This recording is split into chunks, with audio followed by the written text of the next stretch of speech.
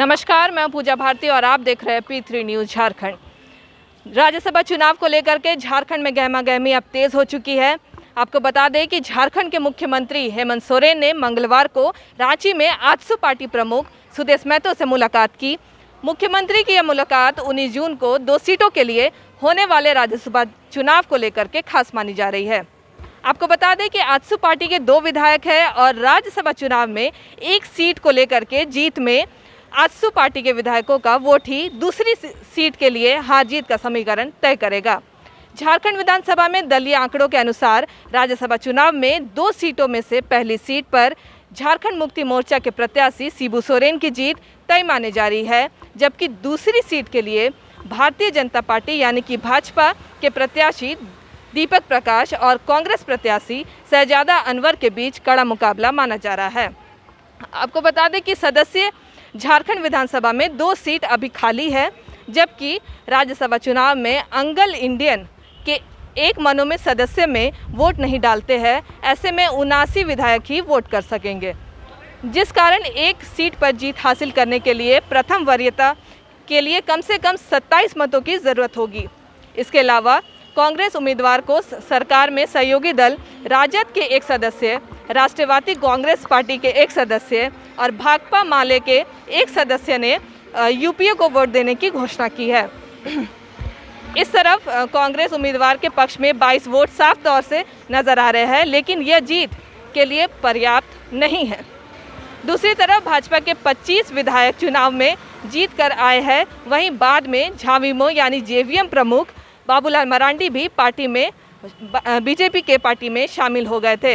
इसके अलावा भाजपा प्रत्याशी को 2 निर्दलीय विधायक यानी कि सरयू राय और अमित कुमार यादव ने वोट देने की घोषणा की है, जबकि पूर्व में आजसू पार्टी भी भाजपा का सहयोगी रहा है और पहले भी दीपक प्रकाश और बाबूलाल मरांडी 2 बार आजसू पार्टी प्रमुख सुदेश महतो से मिलकर समर्थन का आग्रह कर चुके हैं।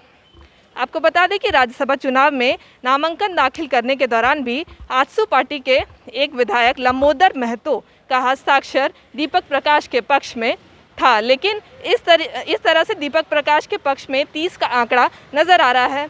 लेकिन जेल में बंद भाजपा विधायक डुल्लू महतो के वोट देने को लेकर भी संशय जो है वो कायम है।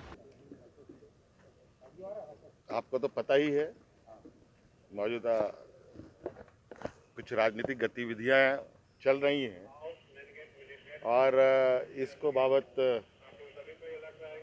मैं कुछ विचार विमर्श करने हेतु आजसू प्रमुख सुदेश जी से हमने मुलाकात की थी और चूंकि अभी इस राज्यसभा में जो लोग प्रत्याशी के रूप में खड़े हैं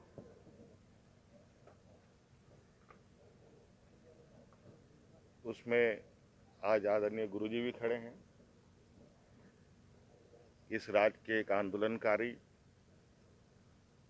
इस राज्य के निर्माता और चूंकि आजसू भी एक आंदोलनकारी उपज है और झारखंड मुक्ति मोर्चा से ही निकली हुई एक इकाई है, इस संदर्भ में एक हमारा औपचारिक ये भी बनता है कि अपनी बातें रखी जाए। मैं समझता हूं कि आंदोलनकारी की बात आंदोलनकारी बेहतर समझ सकते हैं, सो हमने अपनी बातें रखी। संभवतः राज्यसभा चुनाव को लेकर जो उन्होंने अपने बयान में भी स्पष्ट करा, एक शिष्टाचार मुलाकात राज्य के जो वर्तमान स्थिति से लेकर अन्य सभी स्थितियों पर इन जनरल चर्चा हुई। लेकिन उन्होंने बात कही कि एक आंदोलनकारी है, एक आंदोलनकारी को समझ सकता है। आप भी आंदोलनकारी नहीं, निश्चित रूप से बैकग्राउंड एक रहा है तो ये बात तो लाजमी है, ये बात वो बोल सकते हैं। राज्यसभा चुनाव को लेकर आप लोग का स्टैंड अप तक क्या है? नहीं, पार्टी का आपने देखा होगा और ये जिस रूप से पार्टी ने शुरुआती समय ही, बीच का काल छोड़ दो, शुरुआती समय ही जो निर्णय पार्टी के आए थे, हम लोग आगे बात करेंगे इस विषय में और आप इसको एक शिष्टाचार मीटिंग के रूप में ही रखिए। अभी तक आप एनडीए के साथ ही है ना? ये बातें आगे आएंगी, अभी चीज़ें आगे आप देखो अभी, ठीक है। तो आजसू पार्टी का जो रुख है वो क्या रहेगा, इस पर भी मतदान के दिन अब जो है वो नज़र बनी रहेगी। अब तो 19 जून को ही पता चलेगा कि राज्यसभा चुनाव पे जीत जो है वो कौन दर्ज कर पाएगा। फिलहाल इस खबर में इतना ही। आप बने रहिए P3 न्यूज़ झारखंड के साथ। रांची से मैं पूजा भारती।